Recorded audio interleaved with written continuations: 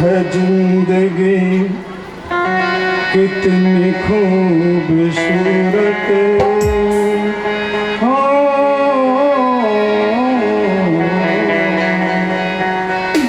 भगवान ने इस मानव जीवन के लिए, मानव समाज के लिए कितने बड़े सुंदर ढंग से रचना की है। हाथ के, पैर के, नाक के, कान के, आँख के, यदि किसी में भी कमी भगवान कर देता तो ये मनुष्य का शरीर सुंदर नहीं दिखता। मान लीजिए एक हाथ होता तो शोभा नहीं देता, एक पैर होता तो चलने में गड़बड़ी आ जाती, एक आँख होती तो शरीर में कमी पड़ जाती। इसीलिए भगवान ने 9 मास में इस तरह से शरीर की रचना की है कि जिससे मनुष्य का जीवन में सुख सुंदर दिखे। और ये सुंदर जीवन ही है, उसी के विषय में ये भजन है जिंदगी कितनी खूबसूरत और जिन्हें अभी कुछ पता नहीं है।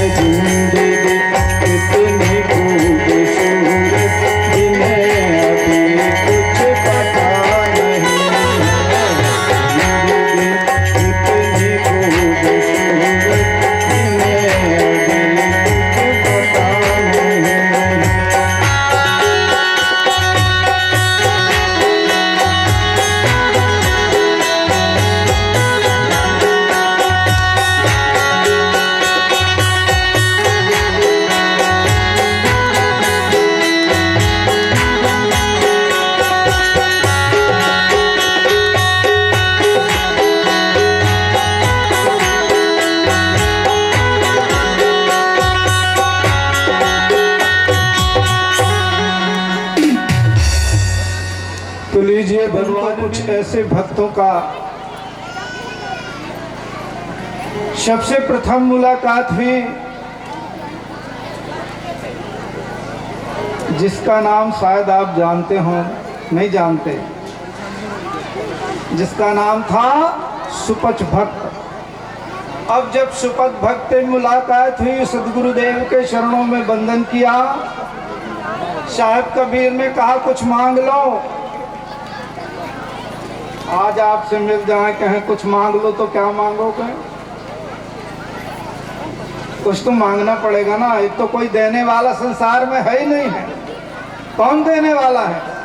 और कोई यदि देने वाला भगवान आ जाए, बोले कुछ मांग लो, तो क्या मांगोगे?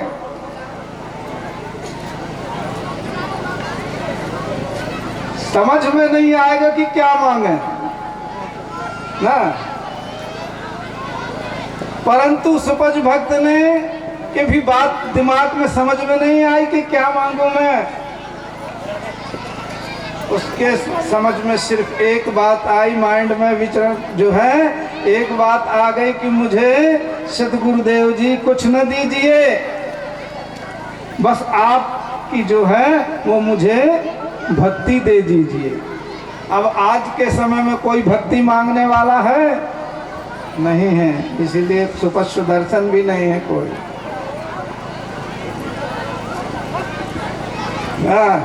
जब इसीलिए आज किसी की कथा ही नहीं लिखी जाती। कलयुग में कहाँ किसी की कथा लिखी जाती है? त्रेता युग में लिखी गई, द्वापर में लिखी गई, कलयुग में भी लिखी गई तो 600 वर्ष पहले लिखी गई। अब आज 600 वर्ष के बाद कोई ना तो ऐसा कथा ही लिखने वाला नहीं है, और ना कोई ऐसा मांगने वाला है, ना कोई ऐसा देने वाला। कबीर साहब ने करुणा में स्वामी कबीर ने कहा ठीक है, जाओ, मैंने तुमको भक्ति दिया, परंतु तुम्हारी भक्ति को कोई जानने ना पाए। तुम भक्त बन के नहीं रहना, कोई साधु बन के नहीं रहना, कोई संत वेश धारण नहीं करना, क्योंकि हम जब किसी संत वेश का धारण करते हैं तो हमको अभिमान आ जाता है। इसलिए तुम अपनी भक्ति को छुपा करके करना, तो संसार में तुम्हारी भक्ति सबसे आगे होगी। एक पिता थे, उन्होंने अपने के 4 बेटे थे, तो उन्होंने 4 बेटों को क्या शिक्षा दिया था जानते हो? उन्होंने कहा बेटा तुम कथा सत्संग में कभी ना जाना, क्योंकि वो पिताजी उनके सिर्फ चोरी का काम किया करते थे। जब चोरी करते थे तो बच्चों को भी उसी रास्ते में चोरी में लगा दिए। अब जब चोरी में उनको लगा देते हैं तो वो बोलते हैं कि कथा सत्संग जहाँ हुआ करे वे पुराण वहाँ मत जाया करो, क्योंकि यदि तुम्हारे कथा की बातें कुछ अच्छी कानों में पड़ गई तो तुम चोरी करना छोड़ दोगे, तुम्हारा धंधा ही छूट जाएगा। तो संसार में कुछ ऐसे भी लोग हैं जिनकी कथा, जिनके प्रसंग जो हैं और लोगों को सुनाए जा रहे हैं। तो उन्होंने कहा ठीक है, उनको बढ़िया एक आध घर में अच्छे बड़े सेठों के घर में सेंध मार दें तो महीना भर की कमाई हो जाती थी। चोरी सिखा दिया। जब पिताजी का स्वर्गवास हो गया तो वो भी चोरी का काम करने लगे। अब किसी सेठ के घर में जाकर उन्होंने अच्छा डाका डाला तो अच्छे लाखों का धन लेकर आ जाते हैं, और लाखों का धन लेकर जब आ गए तो वो सेठ जो था बहुत बड़ा धनवान था, उसने जाकर पुलिस में रिपोर्ट लिखाई, और जब रिपोर्ट लिखाई तो उसने कुछ घूसखोरी भी दे दिया पुलिस वालों, क्योंकि आजकल यदि पुलिस वालों को घूसखोरी ना मिले तो वो सही पता नहीं लगा पाते। ये तो जमाना ही है घूसखोरी का। उन्होंने कुछ अच्छे रुपए उनको दे दिए, घूसखोरी में दे दिए, तो पुलिस पता लगाने में जुट गई। तो उन्होंने भेष बदल के एक देवी का भेष बनाया, अच्छा जामा पहना, काली, अरे रख दो ना भाई, ये आसन लगा है, तो उन्होंने अच्छा जामा पहना, पूरा ऊपर से नीचे तक देवी का भेष बनाया और एक छोटा वो चिंधी लगा ली लाल जीभ में, और देवी देवी करके देवी कहती है कि तुमने चोरी किया है, तुमने देवी को कुछ चढ़ाया नहीं है, तुमने चोरी कर लिया, अपने घर में सारा सेठ का धन माल लेकर के आ गए और तुमने मेरे को चढ़ावा नहीं दिया, इसलिए मैं तुमको नष्ट कर दूंगी। ऐसा वो रास्ते रास्ते चिल्लाते जा रहा था।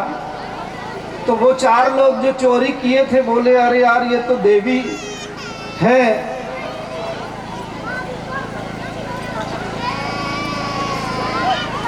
तो एक जगह कथा हो रही थी, तो उन्होंने कहा जब दूसरे दिन चोरी करने गए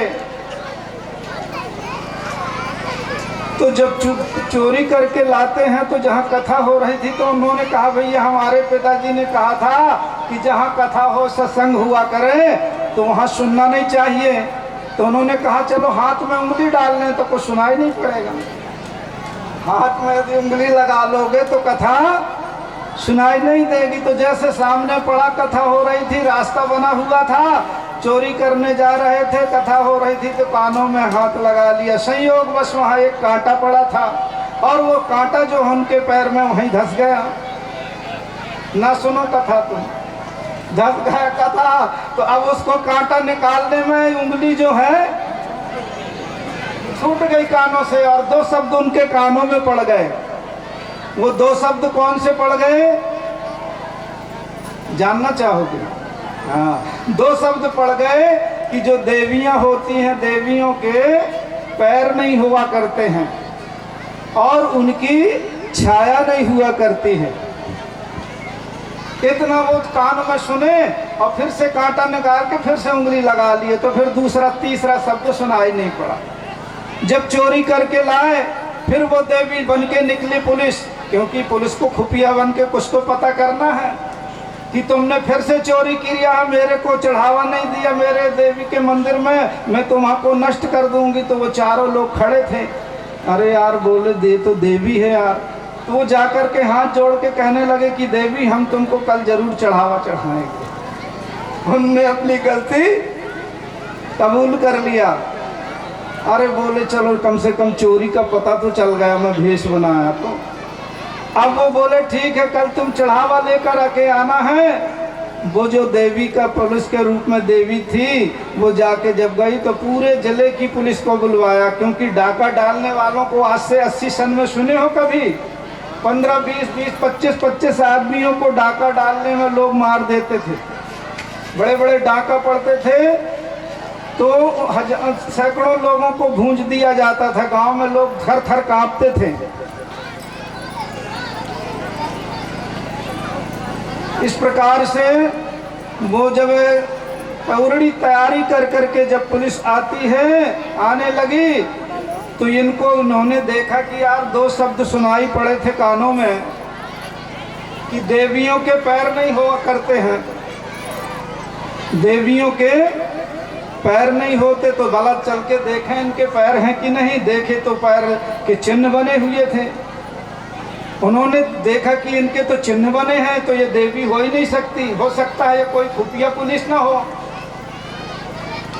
तो 2 शब्द के कथा के सुनने के प्रभाव से उनको ये पता चल गया कि ये देवी नहीं है, ये कोई नकली खुफिया पुलिस होगी। तब तो ये इसके पैर नहीं है, क्योंकि कथा में हमने सुना था कि देवियों के पैर नहीं होते, इनके तो चिन्ह बने हुए हैं। तो इसीलिए उन्होंने रात में पूरे ट्रक में पूरा सामान लदवा करके और कहीं बाहर निकल गए। जब दूसरे दिन सवेरा हुआ पुलिस लोग पूरी फोर्स लेकर के उसके घर में उनको पहुंचे पकड़ने के लिए, तो देखे तो ताला बंद था। बोले हाँ ये चोर कहाँ गए?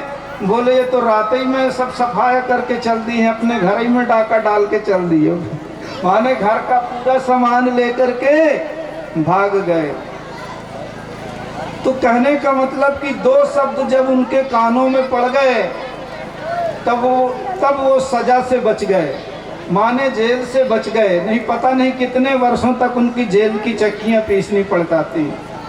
तो उनको ये आभास हो गया कि जब हमने 2 शब्द कानों में कथा के सुने और हम इतनी बड़ी सजाए आपदा से बच गए, और सही में यदि भगवान की या महापुरुषों की या उन परमात्मा कबीर की कुछ कथाएं सुनने लग जाएं तो पता नहीं हमारे जीवन का कितना कल्याण।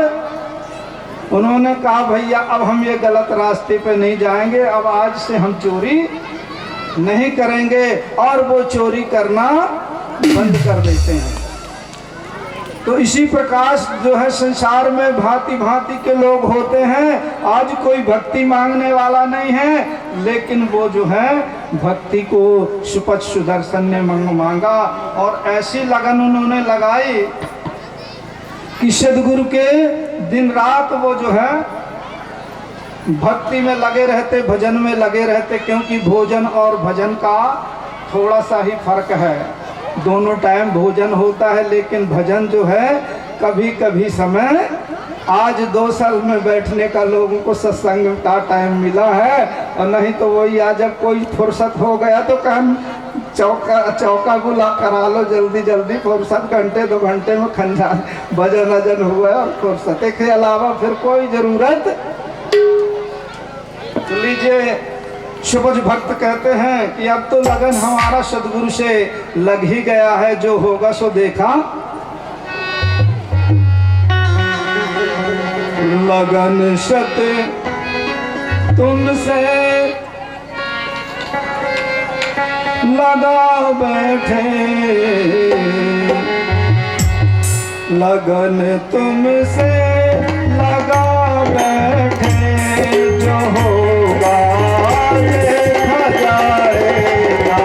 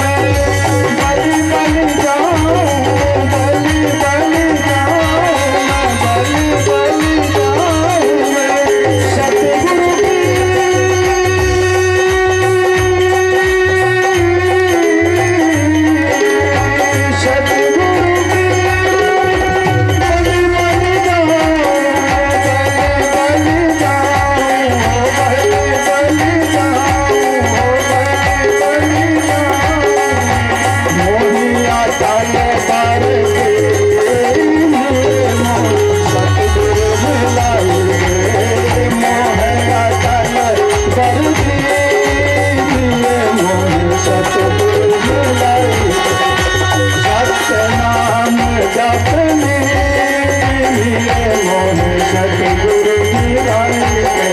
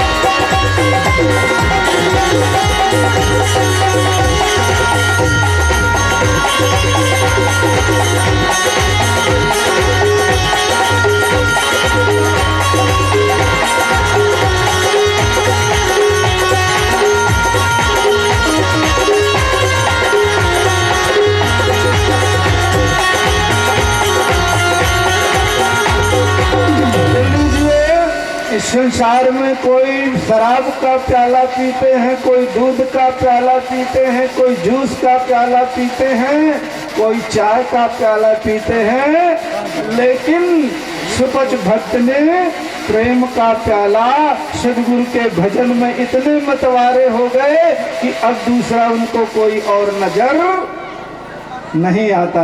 जब उन्होंने अपने इस भक्ति को पूर्ण कर लिया, उसी समय जब कौरव पांडवों का युद्ध हो रहा था, क्योंकि एक मनुष्य को मारने में गवर्नमेंट उन्हें 20 वर्ष की सजा देती है। अब वहां पर जब कुरुक्षेत्र में युद्ध हुआ था तो कितनी कौरवी सेना मारी गई थी, लाखों की गिनती में, कोई तादाद नहीं था। उनके कोई बहुएं, कोई बेटियां, कोई बहनें अपने अपने सभी लोगों का कोई हाथ ढूंढते, पैर ढूंढते, सिर ढूंढते कि हम अंतिम संस्कार, अंतिम क्रियाकर्म कर लें, लेकिन उनको समझ में नहीं आती कि कौन थे।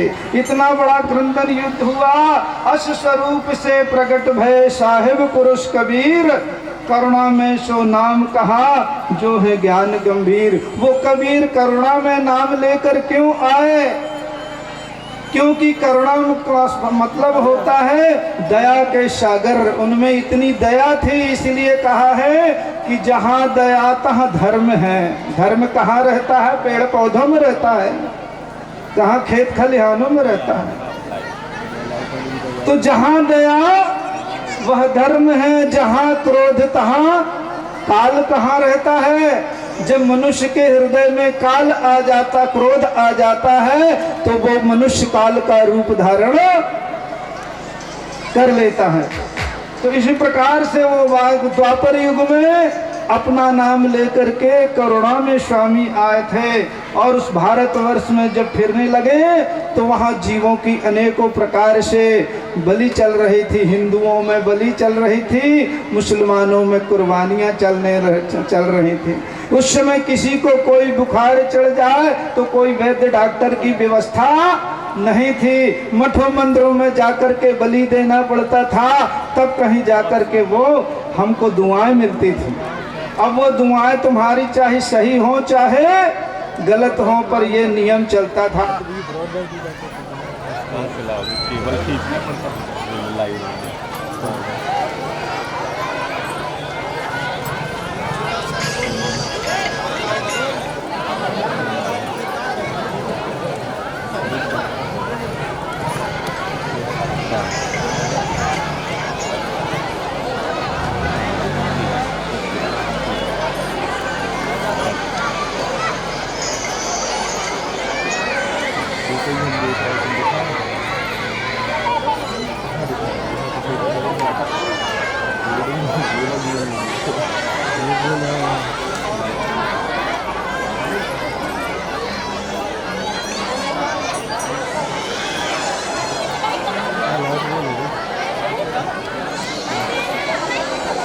शेयर मारो ग्रुप में, शेयर मारो, शेयर मारो सब जगह, लिंक शेयर करो। इन लोग को 2 लोग सब फॉरवर्ड करें, प्रचार फैमिली वालों को सबको सब्सक्राइब बढ़ेंगे। अभी तो मौका है ना भैया।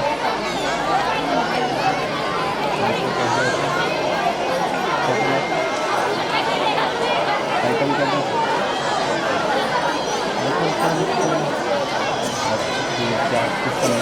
अभी बोला था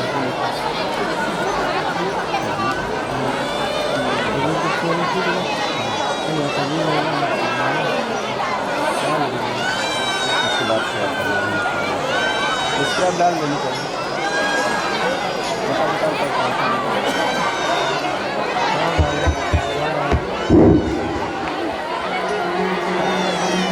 पोस्टर में कुछ नहीं लगा, हाथ लीजिए। उनसे पूछ लो ना, और जब कौन है उसका, उसको पूछे उसका लिंक दे देना, तो 5 साल चला देगा। सब्सक्राइब बढ़ी है, अभी अभी बढ़ रहा है।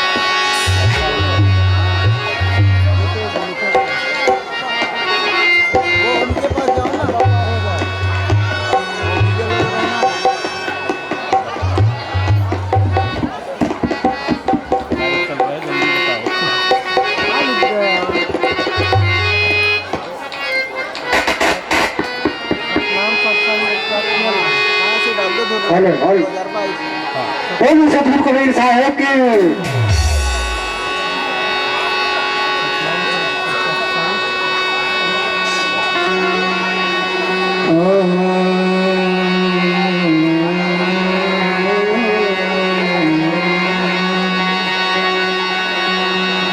तो महाभारत के युद्ध में पांडव जीत सलीना, अब बहुत बड़ा यह काम जो श्याम सुंदर के यहाँ।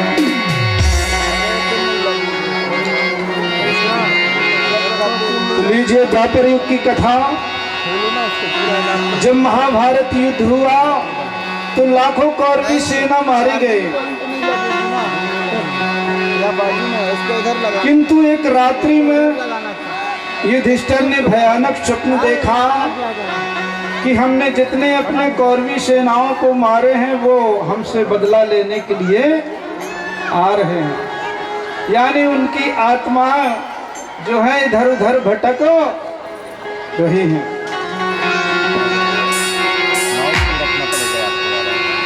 ईश्वर का सुमरण जो कीन्हा, जागृति हुए दुख ही न बीना।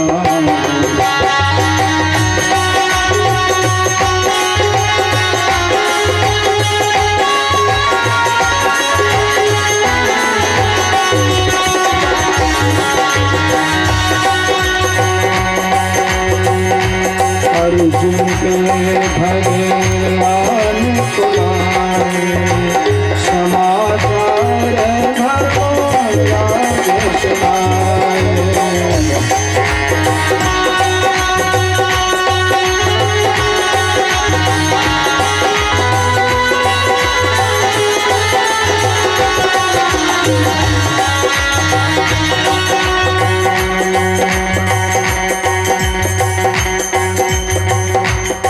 कुछ भक्तों तो अपनी भक्ति में प्रवीण हो गए। यहाँ युद्ध कुरुक्षेत्र में हुआ सुमरण। उन्होंने जब सवेरे उठ करके ऐसा स्वप्न देखा, भयानक स्वप्न, तो कृष्ण से जाकर के सारी बात बताई। कृष्ण समझ गए कि तुमने अपनी कौरवी सेनाओं को मारा है, इसीलिए जिसका महापाप तुमको लगा है और बहुत बड़ा यज्ञ करना पड़ेगा। तो संसार में जितने ऋषि मुनि साधु संत जोगी जता जति सती आचार्य विद्वान पंडित इत्यादि थे, सबको बहुत बड़ा यज्ञ करो, निमंत्रण करो, भोजन करवाओ। जब मेरा 1 घंटा बजेगा तब तुम्हारा एक आकाशी घंटा बजेगा तो यज्ञ सफल होगा।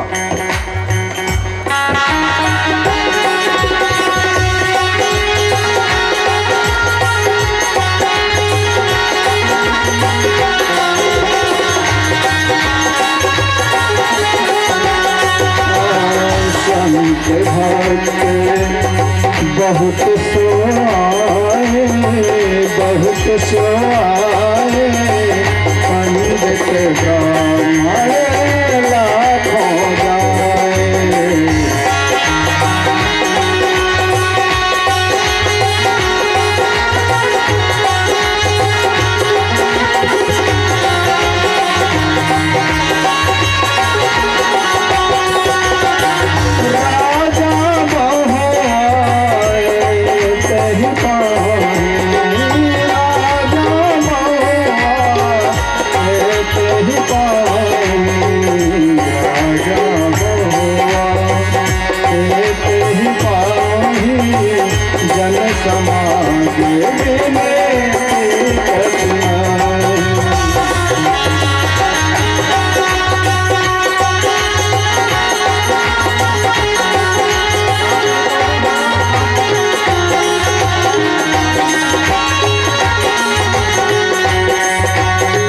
सागर में आए के बंदे गुरु गुण गाय ले, गुरु गुण गाय ले। 2 दिन की जिंदगी है, 2 दिन का मेला।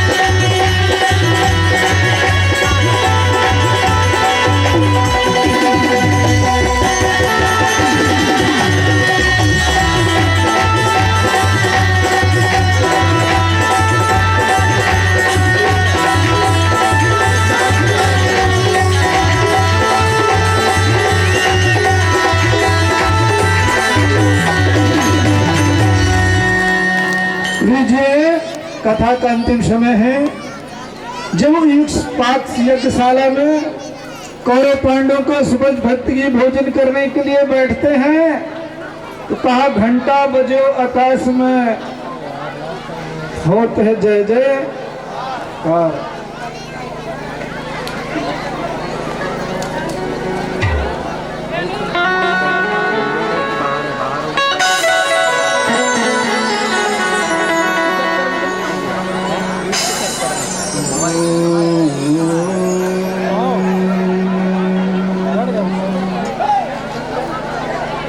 तो बोले संत शंख साथ जुबारा और आवाज हुआ जयकारा।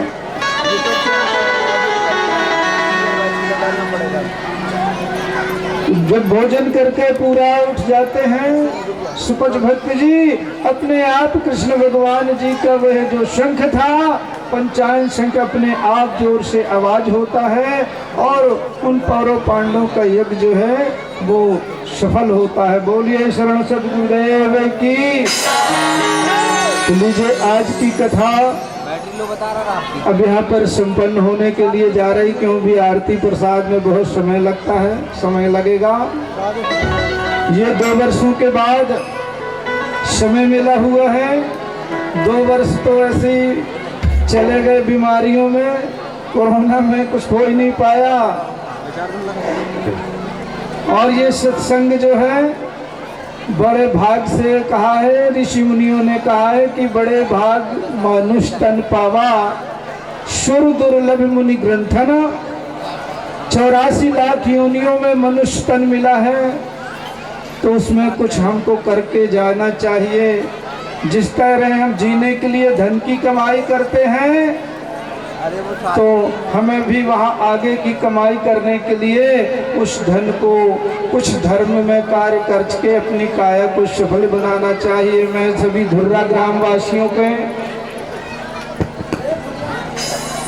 बहुत बहुत धन्यवाद है जो कि उन्होंने अथक प्रयास के साथ इतना बड़ा आयोजन कार्यक्रम का रखा और सेवा का लाभ लिया, क्योंकि नवधा भक्ति में सेवा का फल बहुत बड़ा प्राप्त होता है। यदि हम कुछ नहीं कर सकते, सेवा ही लोगों की कर लिए, खिला पिला दिए, ये हमारे धर्मराज के दरबार में खाते में वो सेवा हमारी अनर्थ नहीं जाती, लिखी जाती है। इसी तरह 5 दिन का भी कार्यक्रम उदरी ग्राम में हुआ। मैंने उनकी भी सुमति को देखा कि 5 दिन तक वो ग्राम पुराण कथा से कहीं इधर उधर लोग गए नहीं। 5 दिन के लिए उन्होंने सारा काम बंद कर दिया था। इसलिए जो तन मन धन यदि धर्म कार्य में लगे तो ऐसे ही कार्यों में हमारी जो है और ये मानव का काया सफल होती है। क्योंकि जीना खाना पेट पालना तो पशु पक्षी भी पाल लेता है, उसको भी दिन भर यदि आप गले से छोड़ दो तो दिन भर पेट पालन करके आ जाता है। तो हमें कुछ यदि भगवान ने दिया है, धन दिया है, तो 10वां भाग धर्म में कार्य करना चाहिए। तुम्हें नौकरी इसीलिए दिया है कि तुम कुछ दूसरों का परहित सरस धर्म नहीं भाई, दूसरों का हित कर सको, दूसरों का धर्म में खर्च करो। इसीलिए तुम्हें भगवान ने सुखी बनाकर भेजा है, तो उसका सदुपयोग कीजिए ताकि दोबारा हमसे हमारी कहीं ये मानव योनि छिन न जाए। क्योंकि जब हम मानव के कर्म करके जाएंगे तभी हमारी दूसरे जन्म में मानव तन पाने के अधिकारी होंगे। तो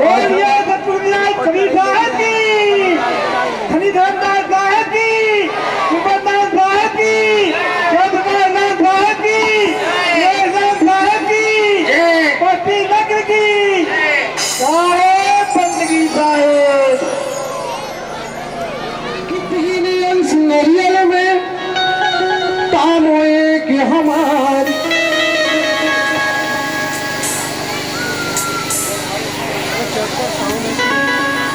यम से अब पिताए हे गुरुआनंद नाम कही पंजारन विनती करे हो सुन साधना पंजारन विनती करे हो सुन साधना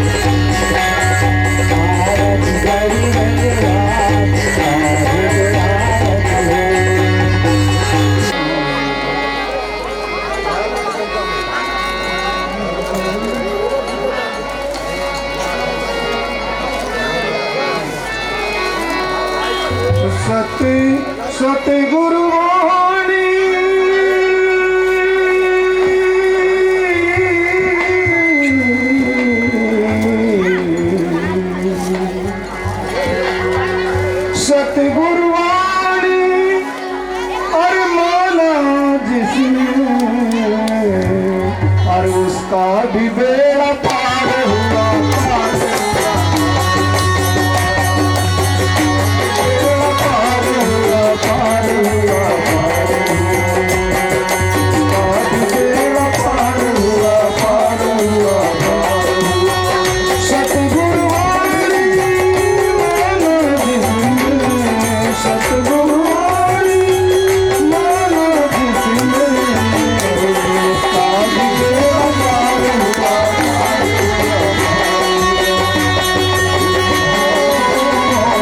उसका भी बेड़ा पार हुआ, पार हुआ, पार हुआ।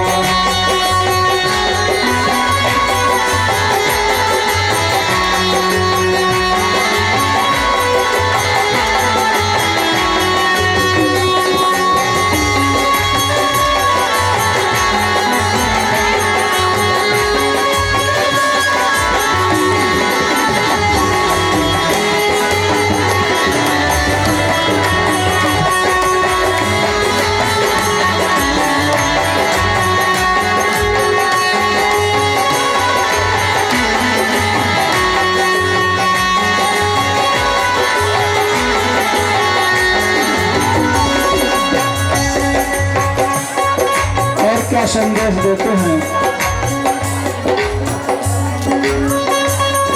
आदर बड़ों का कर्म का, छोटों से प्रेम का, आदर बड़ों का कर्म का, छोटों से प्रेम का, आदर बड़ों का कर्म का, छोटों से प्रेम का, आदर बड़ों से कर्म का, छोटों से प्रेम का, आदर बड़ों का कर्म का, छोटों से प्रेम का, आदर बड़ों का कर्म का, छोटों से प्रेम का।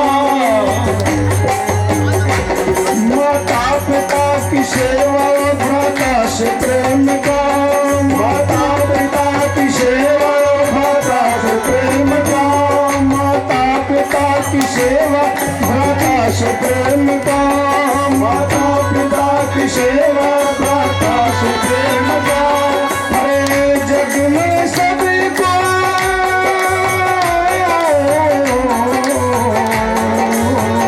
जग में सभी को जाना अपना, जग में सभी को जाना अपना। नर्तन का नर्तन ऋषि का पार हुआ, पार हुआ, पार हुआ, नर्तन ऋषि का पार हुआ, पार हुआ, पार हुआ।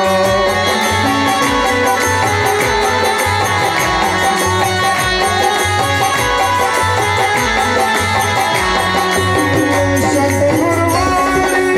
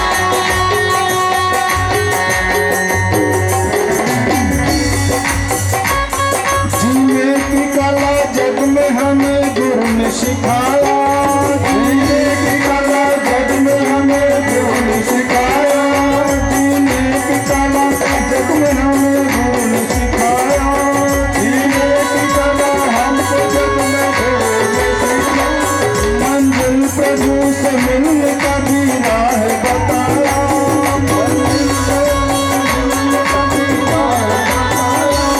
मंजिल प्रभु से मिलने का भी राह बताया, मंजिल प्रभु से मिलने की राह बताया, तन मन धन किया,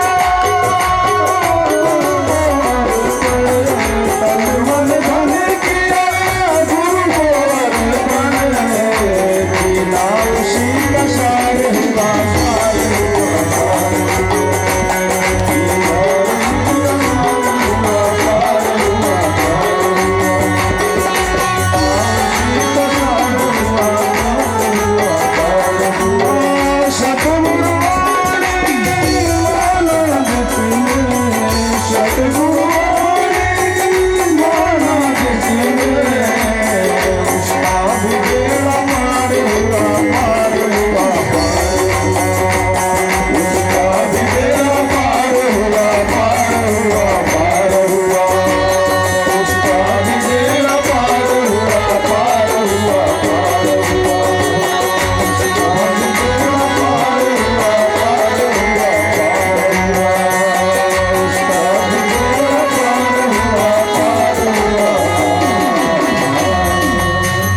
सुरेश नाम साहेब की जय। बोलिए सतगुरु कबीर